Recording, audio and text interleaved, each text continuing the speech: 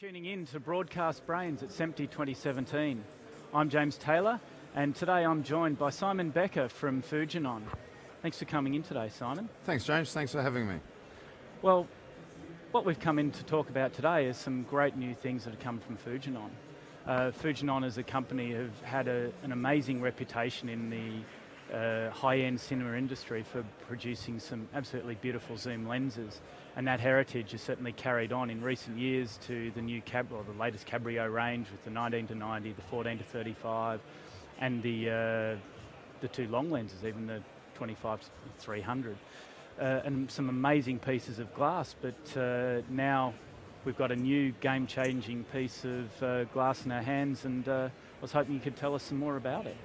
Sure, it is very exciting to us. As you briefly pointed out, we've got a history of zoom lenses in the cine market, you know, going back many years with the HK series, what I call the Hollywood, you know, the high-end Premiere series lenses, then releasing the Cabrios, you know, approximately 3 years ago now. And now we found, you know, the emerging cinematography market that we're talking about, like for instance, the Sony FS7, FS5 range with their E-mount. And now we're proud to release the E-mount lenses from Fujinon to put on those cameras. Yeah.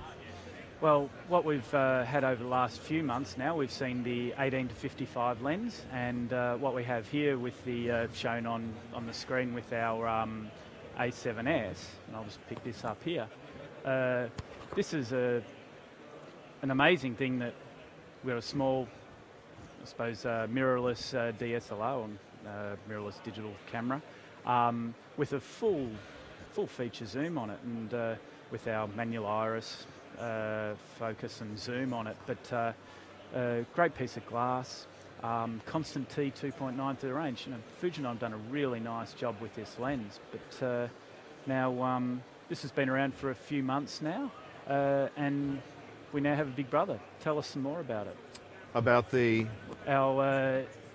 Big Brother, which we're just starting to ship. We released it at NAB, the 50-135. That wow, we've got a lot of back orders and doing very well. Obviously, the guys are very happy with the 18-55, and they want that the telephoto lens for their kit. So that's we should start shipping that very shortly. And as I said, we had a lot of back orders on it.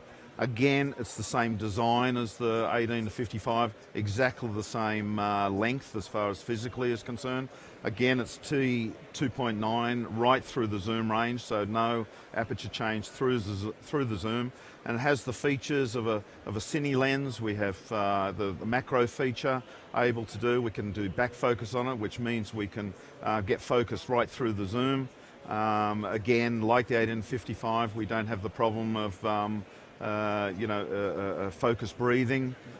We don't have the problem of zoom axis change that DSLR lenses have. And this is what the market said to us, what they needed. They weren't quite happy. A lot of the DSLRs are good for stills, but for a true cinema lens, the MK series was released. And as you pointed out, we've only been shipping the 18-55 for the last few months, and it's done extremely well.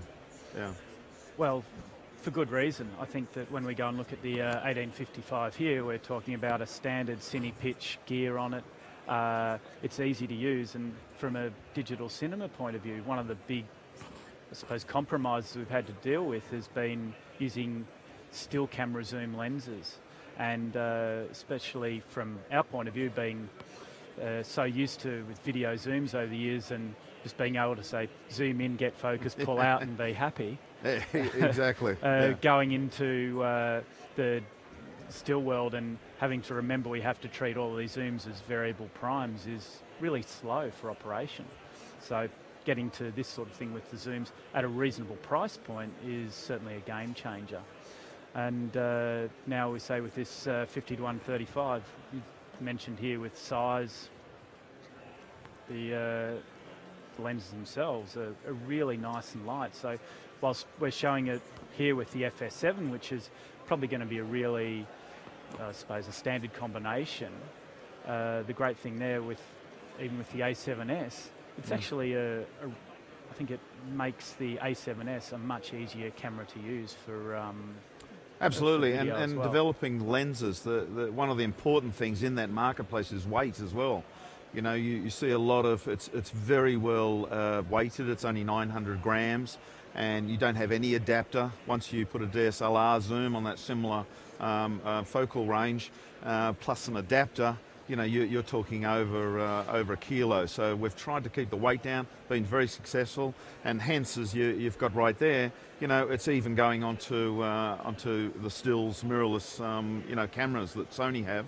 And just while we're on that, the mount, we have announced that we will be making an X mount for the MK series for the Fujifilm mirrorless camera systems too. Great. It's certainly been a really really nice package. The fact now also, well, this is a fully manual lens, obviously, but there's also been quite an explosion in different lens control systems to more economically add zoom and remote focus controls and things as well. So it becomes a really strong tool for being able to use in the digital cinema industry. So it's quite an exciting piece of kit. It is, and as you said, you know, we've made it the standard cine, you know, the gear pitch, the 0.8 mil. So yeah, there's a lot of manufacturers now that make third-party, you know, control systems for it. So yeah, it's taking off better than we thought. Yeah, it's great. Well, certainly, I'd say with these lenses, I think it really follows on from Fujinon's heritage in this digital cinema market. And I think going down to the E-mount has been great when we consider there's so many E-mount cameras coming out these days, or I should say that have been sold in the market around the world. And you know, I don't think it's any secret a lot of people have been putting things like EF mount lenses with adapters and things, and there are compromises in that. And now to have a true cinema lens with full zoom capabilities, optimized for these for this mount system, is really a positive way forward. So I think it'll do really well. Yes, yeah, we've had success with that, and the beauty about it, we come from a cine, you know, design, as we mentioned before, and the beauty about it, the colorimetry, you know, of the lenses match our Cabrio series and right through the range. Yeah. Which is a great thing. And now with these two lenses, in fact, we have a matched pair, size-wise. Also, front filter thread pitch is the same, so it makes it really easy to go and operate. So from here, certainly we'd welcome you if you want to go and have a look more at these lenses. Certainly come along to SEMTI, and we have these now on the stand. The 50-135. This is the first one in the country, and we have it here available to go and have a play with the week. So Simon, certainly thanks for coming on Broadcast Brains today. It's a pleasure, and thank you for the time. Thank you.